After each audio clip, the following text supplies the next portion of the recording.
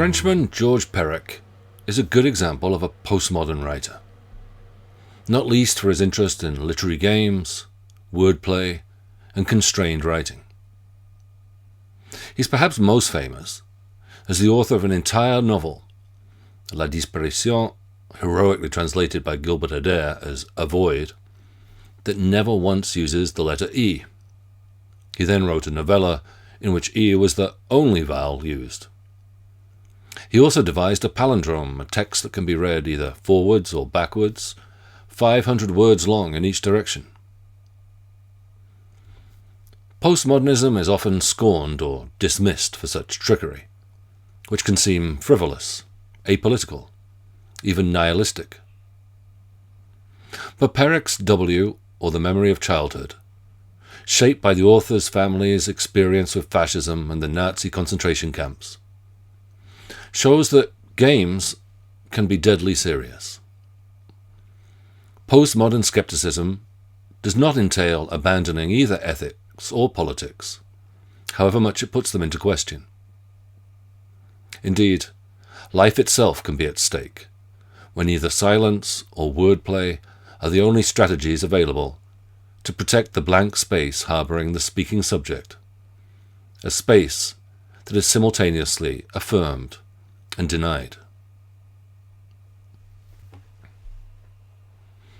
Postmodernity is usually seen as a general cultural ethos, defined by French philosopher Jean-François Lyotard as incredulity toward metanarratives, by which he means that we no longer believe in any one overarching discourse, religion or science, say, that might legitimate or make sense of other discourses, education or the law, for instance.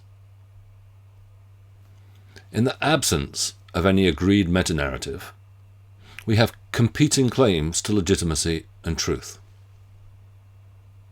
For some, this legitimation crisis corresponds to a specific historical stage or epoch. For the Marxist critic, Frederick Jameson, it's a part of the cultural logic of late capitalism. Others argue that it is an aftershock of the Second World War, not least the horrors of the Holocaust, which undermine notions of universal progress and cast doubt on the idea that European civilization had put barbarism behind it. For still others, including Lyotard himself, such historicization is itself an appeal to an outdated metanarrative. History is, if not at an end, no longer closed and cut off from the present. Past and present are simply relative terms, with no clear hierarchy between them. Hence, a trait of postmodernism, as an aesthetic movement or style, is its tendency to raid the past. Postmodern architecture frequently incorporates, say, neoclassical elements, a cornice here or a pediment there, or even copies prior models wholesale. The central branch of the Vancouver Public Library, a mock Roman Colosseum, is a good example. At the same time, architects rejected the modernist dictum that form follows function, preferring a proliferation of decorative motifs, often inspired by mass culture. One influential treatise was Robert Venturi, Denise Scott Brown, and Stephen Eisenhower's Learning from Las Vegas, originally published in 1972, which argues that even the gaudiest and most commercial of urban landscapes, the Las Vegas Strip, could and should be inspiration to architecture. Anything was fair game.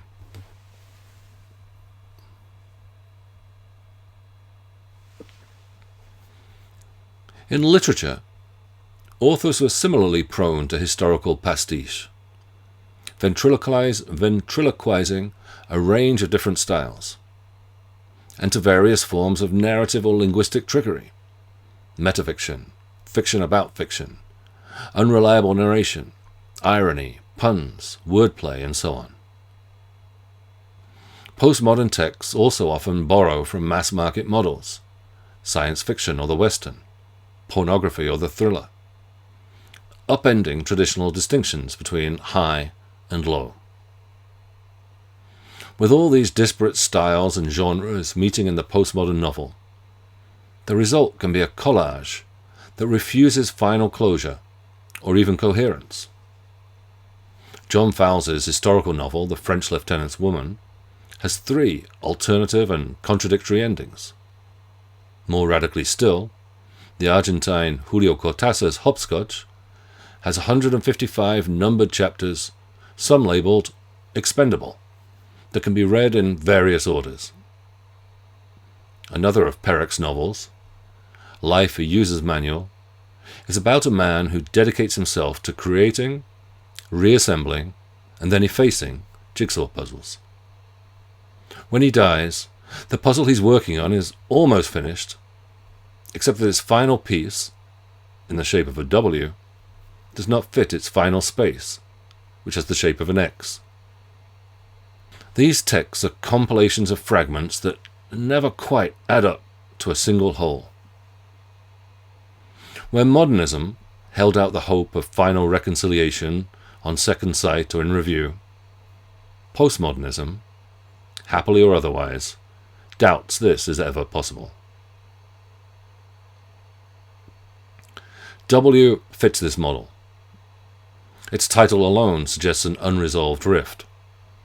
Either W or the memory of childhood. And W, the letter, evokes yet more duality.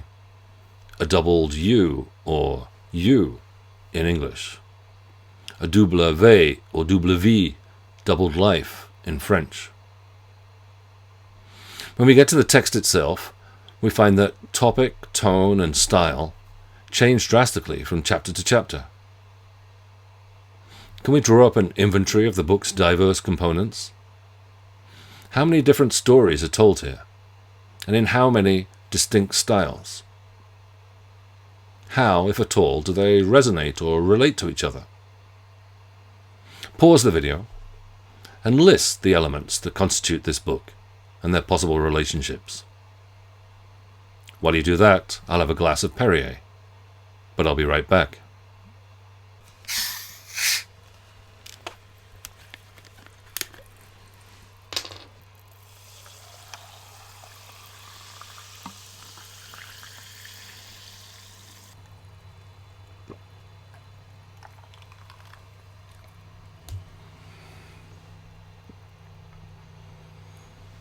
One of the book's threads, starting with the first chapter and continuing in alternating chapters thereafter, is the story of Gaspard Winkler.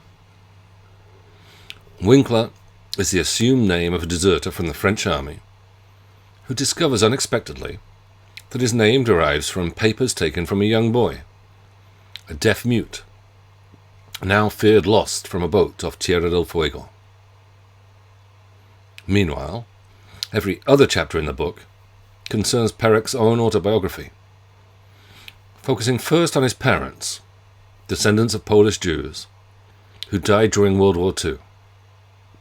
His father, of wounds sustained as a soldier in the French army, his mother deported from France and killed in Auschwitz.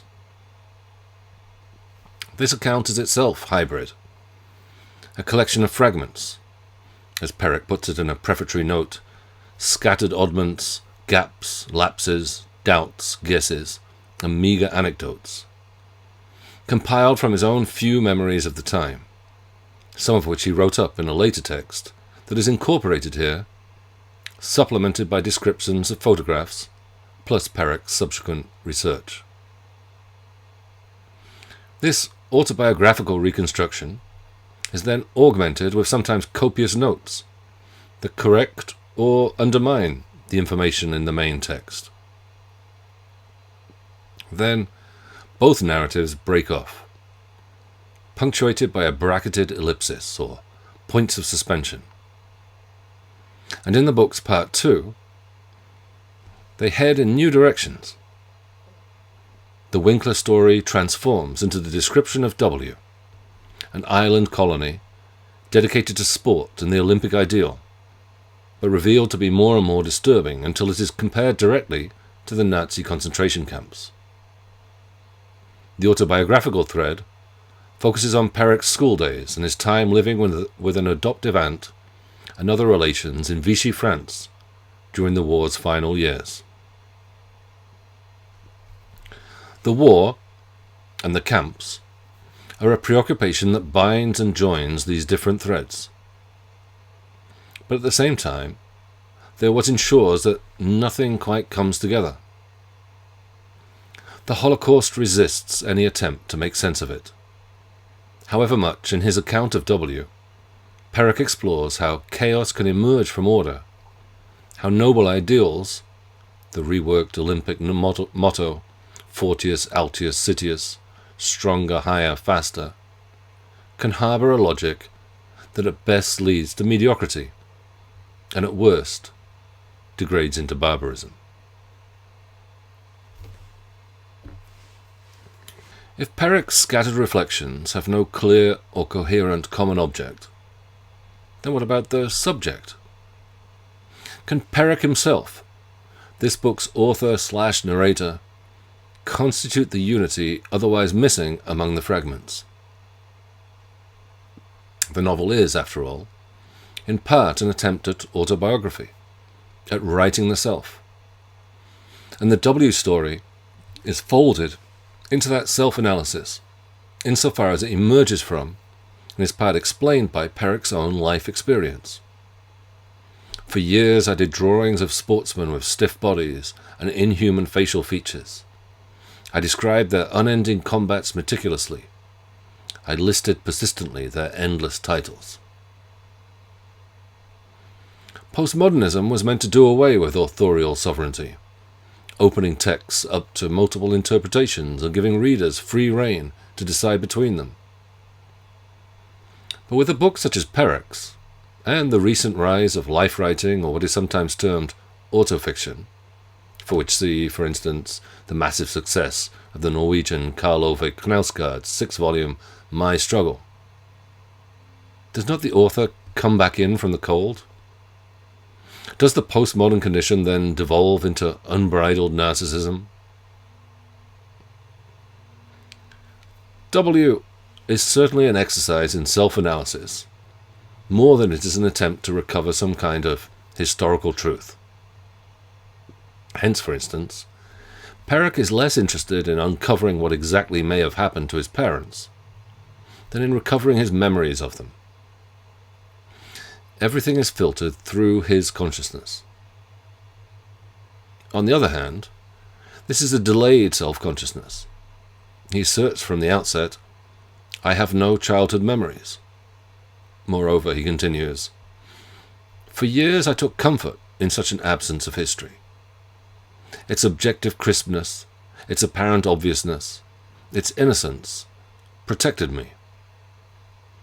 But what did they protect me from, if not precisely from my history, the story of my living, my real story, my own story?" Perec has been evading introspection and remembrance all this time, perhaps out of fear of what he may find, a story which presumably was neither crisp nor objective, nor apparently obvious, nor obviously innocent. This inverts the usual association of childhood with innocence. It is as though what is to be revealed could be evidence of complicity or guilt, as though the novel were an inadvertent confession. But what if there were nothing at the centre of the narrative? What if the place to be taken by the subject turned out to be blank? The novel suggests this in at least 2 different ways, with distinct implications.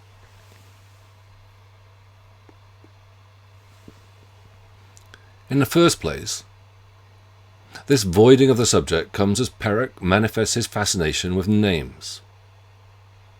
At once the most personal of attributes, in that names are what identify us as individuals, and also the most impersonal, in that they are conferred on us by others, usually our parents. The Gaspard Winkler story revolves around the problem of naming, when he is told that the person who gave you your name, the person whose name you have is a stranger, a boy lost at sea. The question, who is Gaspard Winkler, bifurcates into the doubled you or doubled life implied by the tale's title. Meanwhile, in the autobiographical narrative, Perec muses on the history and meaning of his own surname, which may seem French, specifically Breton, but which in fact comes from the biblical Perec, via Polish and Russian. Its rendering in French as Perec constitutes the concealment of my Jewish background through my patronym.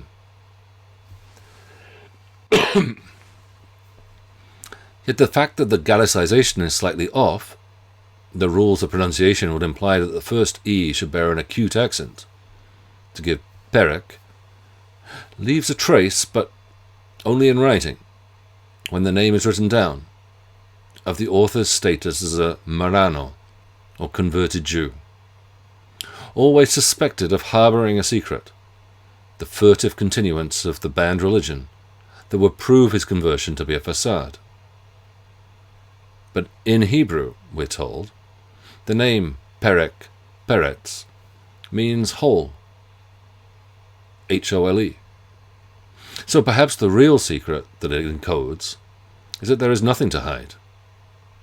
The name points merely to an absence.